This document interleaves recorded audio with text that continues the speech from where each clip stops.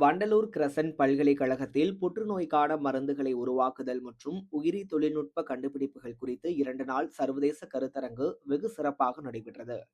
சென்னை வண்டலூரில் அமெரிக்காவின் வர்ஜீனியா பல்கலைக்கழகம் மற்றும் கிரசன்ட் பல்கலைக்கழகத்தில் institute of science and technology இணைந்து அடுத்த தலைமுறை கண்டுபிடிப்புகளுக்கான புற்றுநோய் உயிரியல் மற்றும் உயிரி தொழில்நுட்பத்தின் பங்குகள் குறித்து 5வது சர்வதேச மாநாடு நடைபெற்றது. 2 நாட்கள் நடைபெற்ற இந்த மாநாட்டில் இந்தியா முழுவதும் இருந்து பல்வேறு பொறியியல் கல்லூரியை சார்ந்த மாணவ மாணவியர்கள் கலந்து கொண்டனர். நிகழ்ச்சியில் முதற்கட்டமாக புற்றுநோய் ஆராய்ச்சி மற்றும் கல்வி சங்கத்தை அறிமுகப்படுத்தினர்.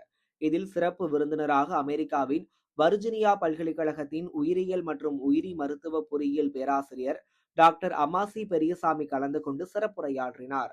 கருத்தரங்கிற்கு பல்கலைக்கழக துணைவேந்தர் முருகேசன், பதிவாளர் ராஜா உசேன் ஆகியோர் தலைமை தாங்கினர்.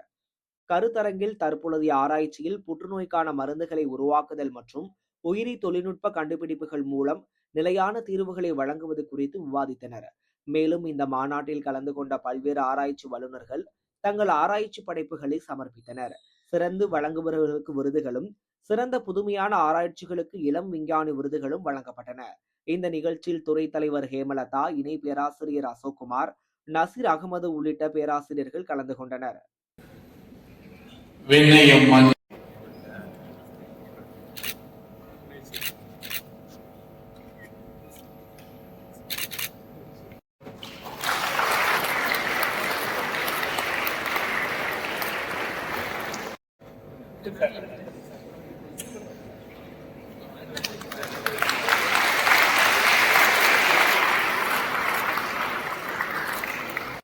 This top 2 scientists evaluated by Stanford for the year